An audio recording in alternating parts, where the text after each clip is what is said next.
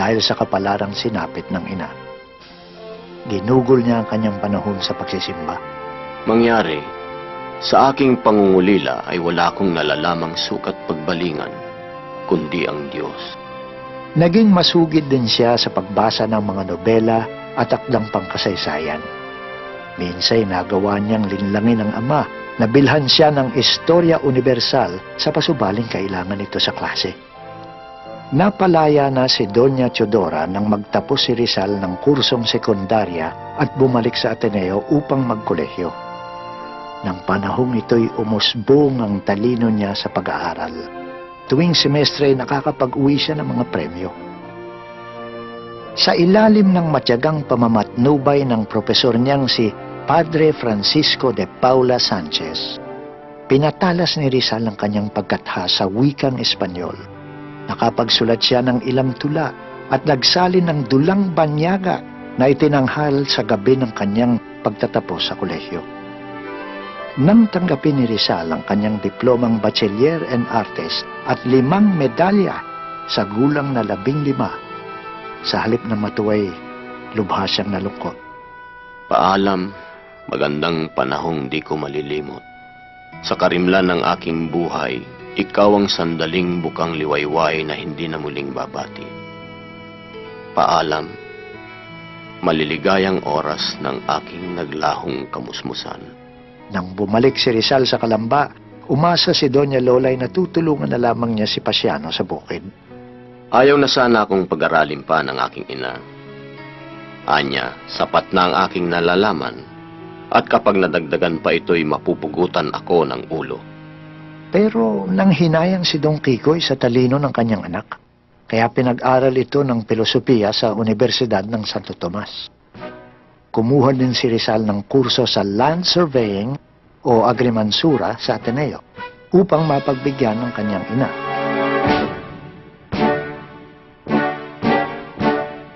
Pagkaraan ng 1 taon, nagpasya si Rizal na mag-aral na lamang ng medisina matapos matuklasang nabubulag na ang kanyang ina. Nooy nakilala ni Rizal ang kanyang unang pag-ibig. Isang kolehyalang kasamahan sa dormitoryo ng kapatid niyang si Olympia. Isang binibining nagngangalang Segunda Katigbak. Siya ay may kababaan ng bahagya. May mga matang kung minsa'y makislap at nangungusap, at kung minsan na may malamlam at malungkot. May mga pisnging mamula-mula, may isang ngiting nakakagayuma at nakakaakit. Habang kausap siya, wari unti-unti kong nilalagok ang napakatamis na lason ng pag-ibig. Ang mga sulyap niya ay bumabaon na parang palaso sa kaibuturan ng aking puso. Naudlot ang suyuan nang pauwiin si Segunda ng kanyang ina upang alagaan ng sanggol na kapatid.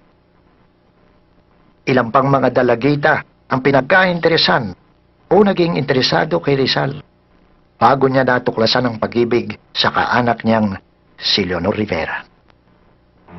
Habang nagbabakasyon sa Calamba, naganap ang isa pang pang-aalipusta na yumanig sa pagkatao ni Rizal.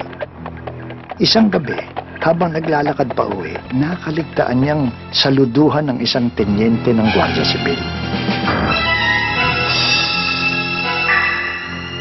3 hagupit ang tinanggap niya. Inilapit niya ang kaso sa Malacanang, ngunit hindi siya pinansin. Pero ang mga hagupit na ito'y simula lamang ng iba pang latay na tatanggapin ni Rizal upang mamulat sa pangaaping dinaranas ng mga Pilipino sa ilalim ng buktot na lipunan at pamahalaan. Sumali si Rizal sa isang timpalak pampanitikan. Nanalo ng unang gantimpala ang lahok niyang El Consejo de los Dioses. Nang pumanhik siya sa entablado at nakita ng mga manunood na isang Pilipino, na isang Indio ang nanalo, walang pumalakpak. Gayunpaman, hindi nasira ng loob si Rizal. Nang mapagtanto niya na hindi kikilalanin at hindi sasapat ang kanyang pag-aaral sa Santo Tomas upang makapanggamot, nabuo ang kanyang pasya na mag-aaral sa Espanya. Tinanggap ni Rizal ang hikayat ng mga kaibigan. maging ng tiyo niyang si Antonio Rivera, ama ni Leonor. Pero walang kapantay ang ibinigay na suporta ng kapatid ni Rizal na si Pasiano.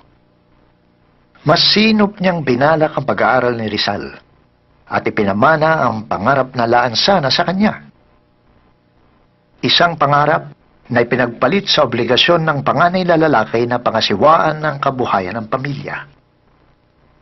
Inilihim nila sa pamilya ang mga balak.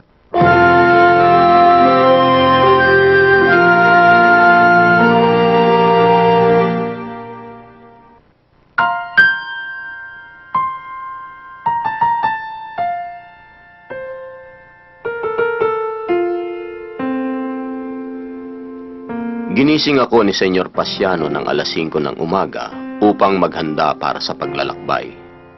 Pupungas-pungas pa akong bumangon at nag-ayos ng aking dadalhin. Binigyan ako ni Senyor Pasiano ng 365 piso. Gising na ang aking mga magulang pero tulog pa ang aking ibang kapatid. Nilagok ko ang isang tasang kape. Malungkot akong tiningnan ang aking kapatid. Walang kaalam-alam ang aking mga magulang. Nang maisip ko na iiwan ko ang aking pamilya, bumalong ang luha sa aking mga mata. Wari malulunod ako. Ay, kay laki nitong sakripisyo para sa isang kabutihang ni hindi mo matanganan. Nagtungo si Rizal sa Maynila matapos humingi ng mga sulat ng rekomendasyon kay Pedro Paterno at sa mga paring Heswita. Naglayag siya patungong Europa noong 2 ng Mayo sa edad na 20 taong gulang. Kumuha ako ng lapis at iginuhit sa papel ang baybayin ng Maynila. Nanghihina man ang aking mga kamay tulad ng aking puso. Patuloy ako sa pagguhit. Unti-unti ring naglaho ang lumbay ni Rizal. Pinalitan ng pagkamangha sa pagtuklas ng bagong buhay at daigdig sa kabila ng mga alon. Iniwan sa atin ng kasaysayan ang napakaraming larawan ng mga tao't tanawin, mga sulat sa magulang at kaibigan, at mga alaala tungkol sa kanyang mga paglalakbay na masinop niyang sinulat sa mga papel at kwaderno. Ito halimbawa ang kanyang opinyon sa bapor na Gemna. Kumikinang ang lahat. Mahangin, malinis ang mga kwarto. Nababalutan ng alpombra ang lahat ng sahig. Malinis ang inidoro, ekselente ang mga banyo. At nang dumako siya sa Aden, May nagtitinda ng malalaking itlog at balat ng leon at tigre. Uminom kami ng limonada. Gumamit ang serbidor ng pako para biyakin ang yelo at kinamay ito sa baso bago ihain sa amin. nakita rin niya ang bantog na Suez Canal, ang villas ng Sicily at Naples, ang kastilyo sa tuktok ng bundok. Dumaong si Rizal sa Marseille, France, at mula rooy sumakay ng tren patungong Barcelona, Spain, kung saan siya namalagi ng ilang buwan upang palipasin ang bakasyong pangtag-araw ng mga universidad. Unang araw pa lamang, nawala na ng amor si Rizal sa inang Espanya. Pumasok ako sa pinakapangit na dako ng lungsod at namalagi sa fondang nakasiksik sa isang makipot na eskinita. Ang mga tao'y walang pakialam sa isa't isa. Tumatagos ang lamig hanggang buto. May panahon na nagsisiputok ang alipunga sa aming mga katawan. Habang nagpapalipas ng oras bago magbukas ang mga universidad, tinupad ni Rizal ang pangako sa ilang kaibigan na magsulat ng mga artikulo para sa Diaryong Tagalog, ang unang pahayagan na nakasulat sa Tagalog at Kastila na pinamamahalaan ni Marcelo del Pilar sa Pilipinas.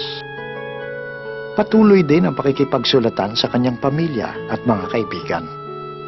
Mahal kong kapatid, nang matanggap namin ang telegrama na nagbabalitang nakaalis ka na, malungkot ang ating mga magulang, lalo na si tatay. Siya ay naging balisa, ayaw bumangon sa kama, umiiyak sa gabi. Pinapapunta niya ako sa Maynila upang alamin kung paano mo nagawang umalis upang mag-aral.